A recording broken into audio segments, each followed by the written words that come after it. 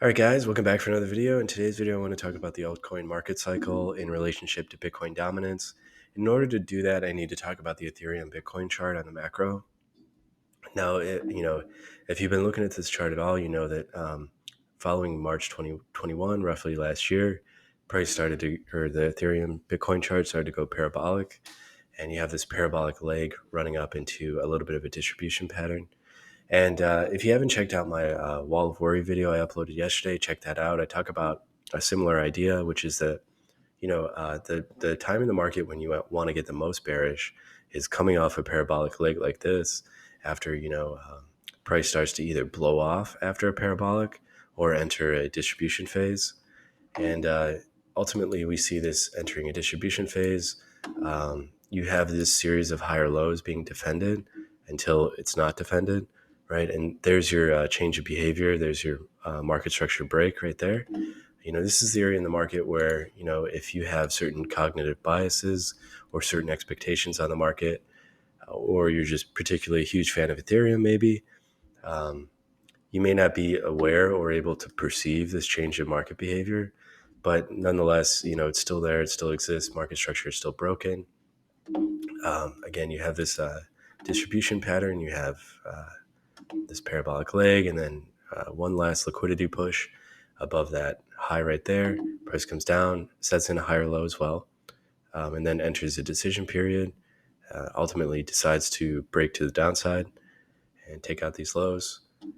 Now this becomes a swing high pattern supported by two higher lows on each side. And it's not quite a head and shoulders pattern because you don't have the declining volume. If it were a head and shoulders pattern, you'd want to see a volume peak on this shoulder, declining into the following shoulder. And you do see that. Maybe you characterize this as a shoulder. If you did that, then you would have that head and shoulders pattern and the volume signature.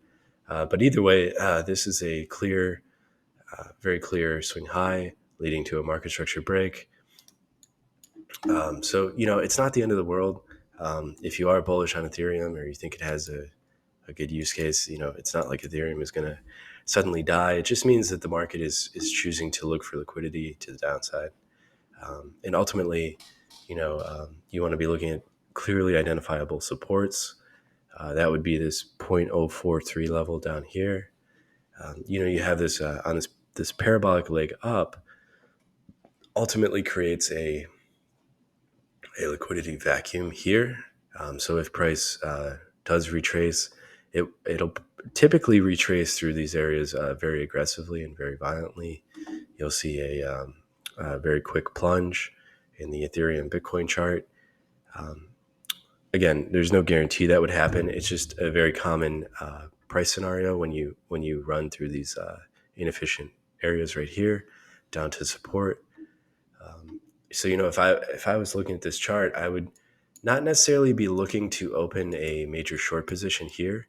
Again, if you have caught some of my previous videos, you know that I'm not all in on historical price action. I'm looking for setups to form on the right side of the chart. And but I would be looking at this historical area to be looking for those setups to form. And that's the area where I would actually be looking to get long Ethereum if the market gives that opportunity. Not necessarily looking to open a major short position on the market structure break. And this is a pretty important point worth mentioning, is that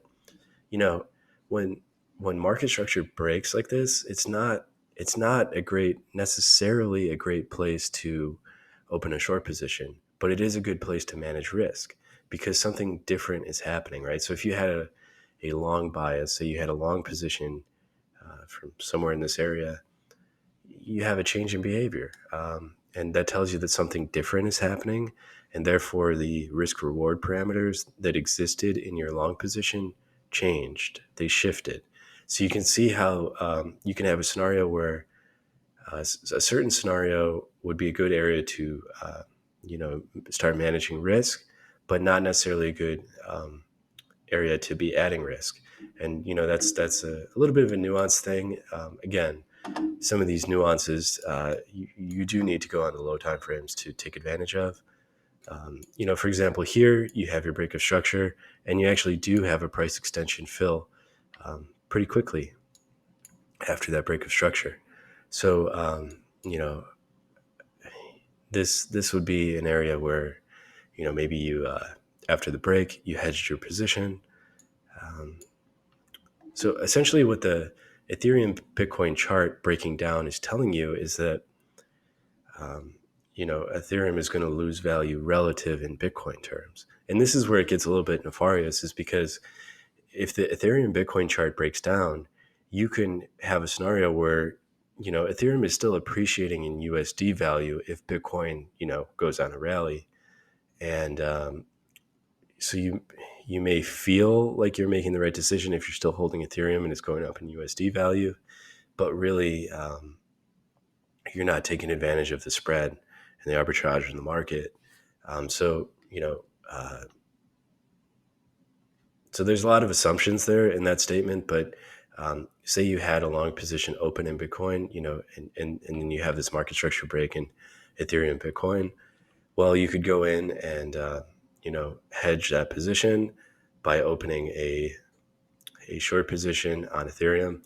Again, it's not a textbook hedge because you're shorting a different asset class, but you're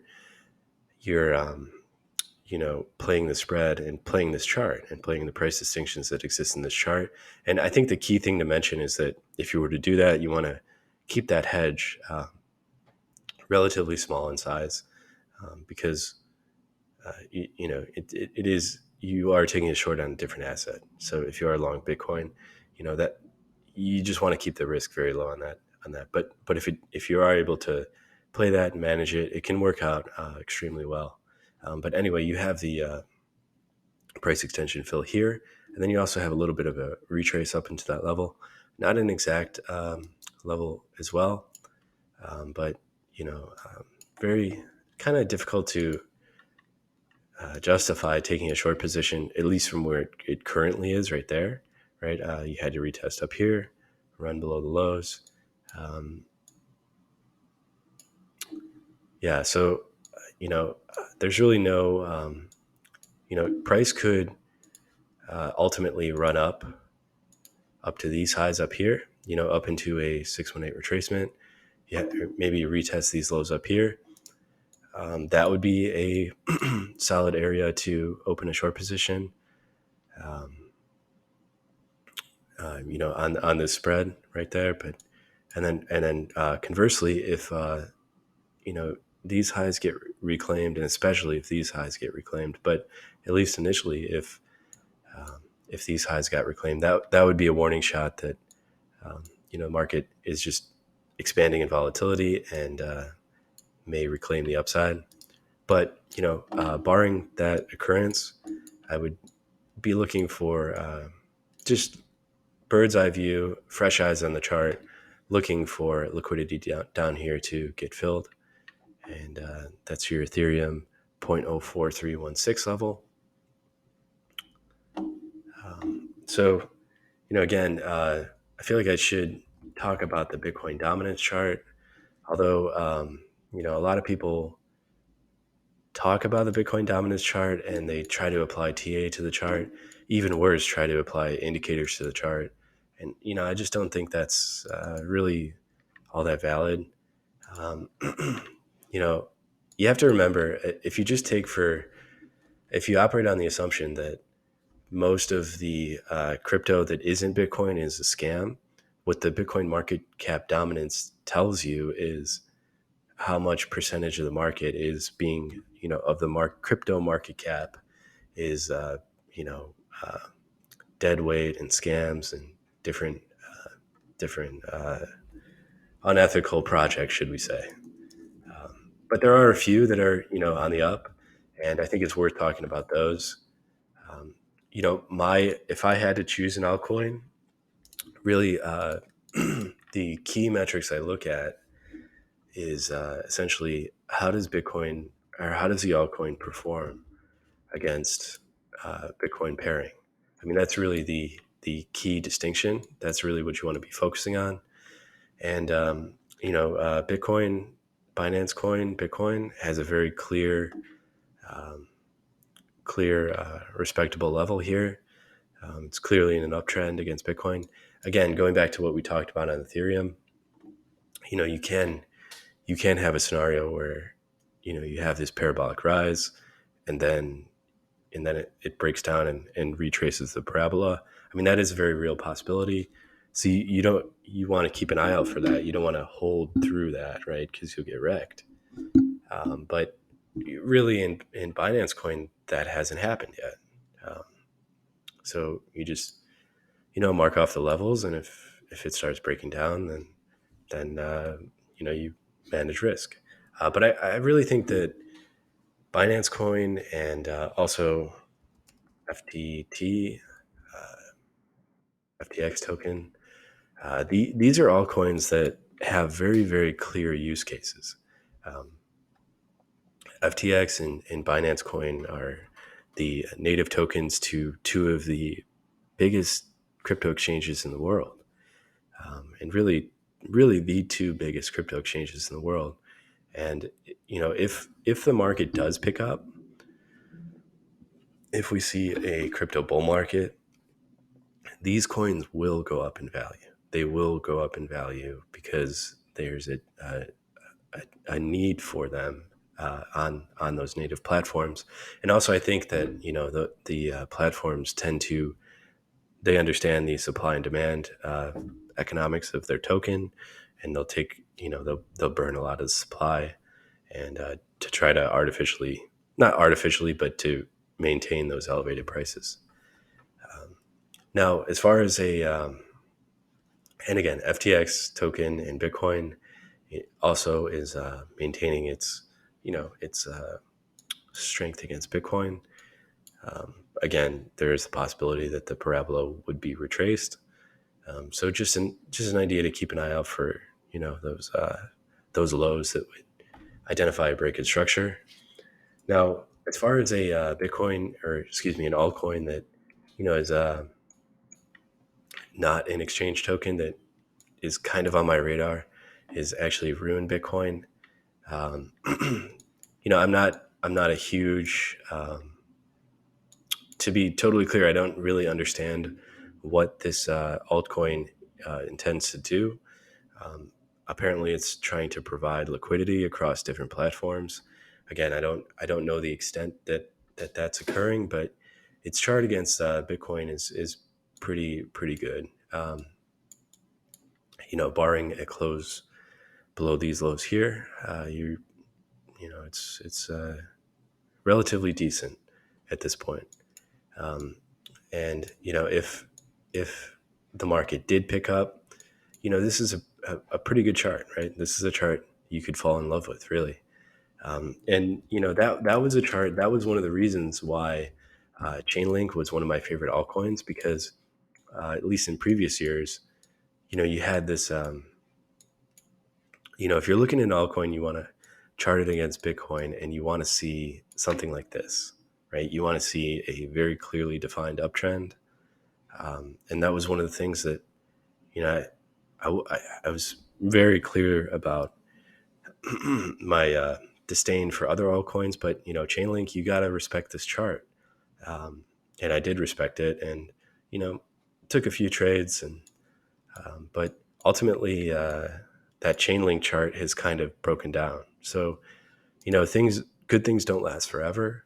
Um, if the chart does change around, you want to you know identify that, and not hold on to the bias that well, because Chainlink performed well previously against Bitcoin, that it's going to do that in the past. Well, if it's going to do that, it has to change around, at the very least take out these highs right here. um, so just something to keep in mind. Again, going back to the SBTC chart, um, you know there's a couple different scenarios here, and a couple different I think assumptions I made on the market. One assumption is that you know um, Bitcoin will rally from the lows. So a lot of times, if Bitcoin does rally from its current area in the market, and Ethereum BTC is breaking down, typically what you'll see is pretty dramatic rise in Bitcoin, and then you'll see a rise in Ethereum against its dollar pairing, other fiat pairings, but less relatively so. So Ethereum in dollar terms will go up, but this Ethereum BTC chart could be going rapidly down as the dollar value goes up. Now that I sort of identified this chart with that assumption in mind. Now, what would happen if the Bitcoin sells off and the broader crypto market sells off? Well, I still think that this chart would also decline in that scenario too, because generally when you have a sell-off in the crypto market, Bitcoin holds the most ground and altcoins tend to lose more value in their BTC pairings. So really you have a situation right now where it's just not a great time to hold altcoins, right? I mean, there are certain times to hold altcoins that are beneficial. And now is just not one time, and not one of those times. Like it's just not an ideal situation.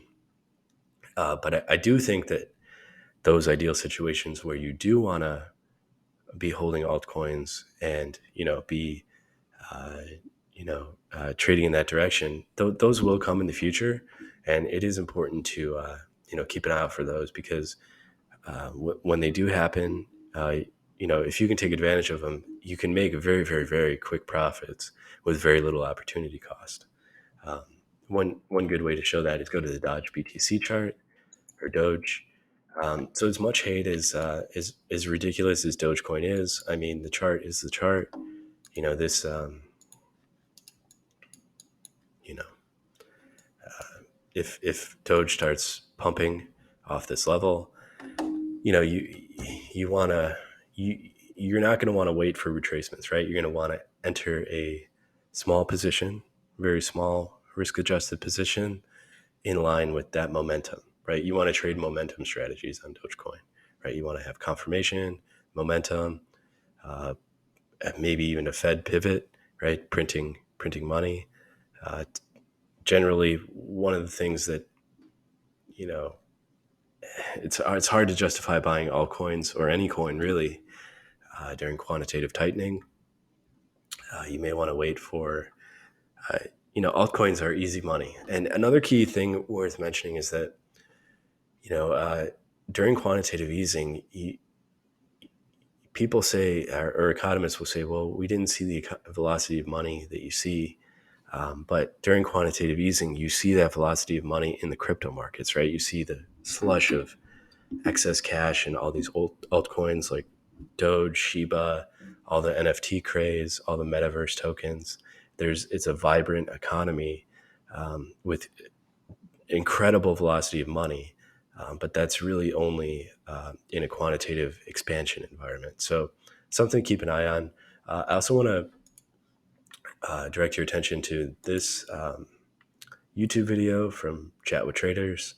This is a interview with a hedge fund that trades altcoin Bitcoin pairings, so actively trades these market cycles. Name of the video is Crypto Fund Takes Flight on Thematic Trading by Matthew Dibb. Just search that in the YouTube search bar. I'll put a link in the video description. But yeah, I hope you guys like this video. Just make sure to subscribe to the channel. I'll catch you guys in the next video.